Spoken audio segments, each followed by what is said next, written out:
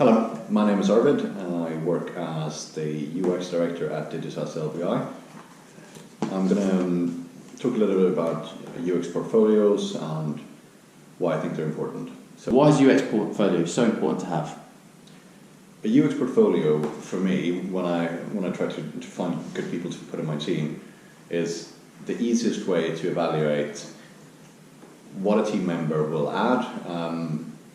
What I primarily look at, depending on role, is something that would give me a clue towards how they think, how they approach a problem.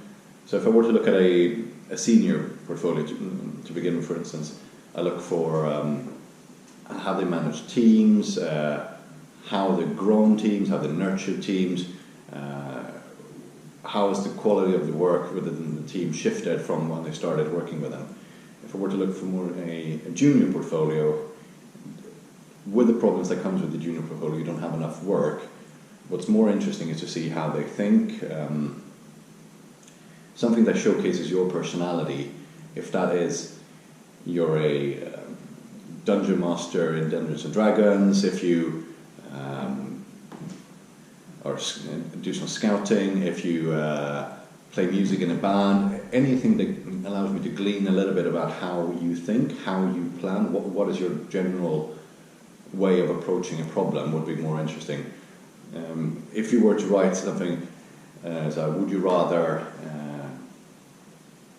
fight 100 duck-sized horses or one horse-sized duck, and tell me how you would solve that problem, I would find that a lot more interesting. Having seen a lot of portfolios, one of the things that doesn't work for me personally is telling me about your process. The fact that you understand the process is great, but I'm not going to recruit you based on that process, because the reality is or most companies I've worked for, every company I've worked for, always has a different approach. And the reality is that approach always is adapted and adjusted to the individual project. So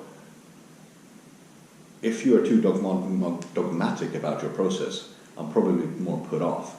That would indicate to me that you're not flexible, that you don't have the ability to reimagine something. So now we'll kind of cover those two spaces. Junior, tell me about your personality. Senior, tell me about how you manage teams, if that's the senior position you'd like to go for. Or if you want to continue within the craft, show me the craftsmanship, the detail, and how you think about problems where you've learned things. Someone that is brave enough and pragmatic enough to talk about the things that they have made mistakes in and where they've learned from, I find incredibly interesting. Those are the people that I prefer to recruit to my team. When the couple of portfolios that have stood out to you, why do they stand out? Good question. Things that have stood out to me is an understanding of what your role is and what you will bring to the table. When you've kind of been able to tell me a story about who you are and what you will do in a team and how you work. I have an example of a senior who didn't show any of his own work, but he promoted everybody that he worked with. When this person joined me, they were a junior. Today they're like this. This is a snapshot of their portfolio day one. This is a snapshot of their portfolio day whatever when they left. In order to move that person from point A to point where they're right now, I did this, I thought about it like this, we helped them do that, I integrated them in this. That stood out for me, but that was for a very senior role. Junior portfolios that stood out to me was someone that pointed out immediately, I do not have the experience, but I have the tenacity to learn and how to get it. That's what stands out positively. Then there are the ones that stand out negatively, the ones that kind of are harping on about process, that's something they read on Medium, they're just being too generic and boring. Those that stood out negatively are the ones that are flat, uninteresting. They make me very quickly make a judgment and say, you know what, I'm not interested. You don't need to stand out in a way showcasing your work, but at least respect that I'm probably going to consume this in maybe a mobile device or something other than a desktop environment. If you don't have the skills to develop a website yourself, buy a template. If that's beyond what you would like to do, create a PDF that I can actually read and tell a narrative. The first things I look at is, how do you tell a story about the content you actually control? If you can't tell me a compelling story with the things that you actually control of yourself and things you've done, I'm not that interested in spending more time investing, looking through how you got to that. How many case studies do you think should be in a portfolio? For me personally, 3. If you need more than 3 things to prove what you've done, you're probably rambling on. 3 things in terms of a product. If you go onto a banking website and try to explain your product to you, they give you 3 main bullet points. 3 to 5 is that kind of magical sweet spot.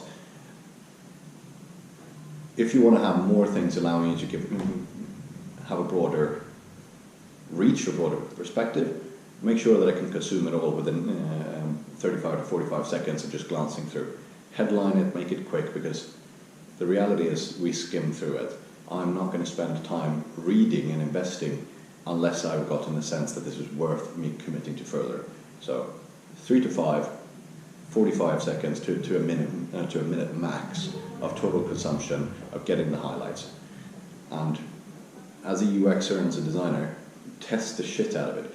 Give it to your friends. Ask them to read it and then tell you what they took from it. Speed test it. You've got a minute. I want you to get from point A to point B where you're willing to send me an email. Tell me the things you remember. You do this for your clients, do it on your own work. Nice. To expand on the idea of testing it, create personas for yourself. Are you trying to communicate a message to a recruiter? Then there's certain things that are relevant for a recruiter. Your notice period, your ask, what level you're at. If you're trying to recruit to someone or promote yourself to someone in a hiring position, they have a different perspective. You can narrate the story in different ways. Allow people to create their journey through your work rather than having to try and tell one compelling story to multiple audiences. I've never seen it done successfully. If you manage to do that, that's great. But the easiest way is just asking people for what they're interested in and serving them up with things that respond to the need that they have confirmed. Nice. Can soft skills be communicated within a portfolio space? Well, I would put it this way. If you don't believe you can communicate soft skills within your portfolio, do you believe you can communicate or create empathy within any of your products? If you can't create empathy within a solution that you create, if that is an origami frog, if that is a website, if that is a digital solution, whatever it is, if you believe that you have the skills to create empathy within your end product, deploy the same skills and showcase the skills that are relevant to you. If it is that you're a great communicator, if you're a great facilitator, if it is that you are a people person that will bring a team together and maximize the output from the team, whatever it is, but the way that you would create the same resonance for your end users, think about it like that when you try to sell me that message or express that skill set towards someone that haven't met you.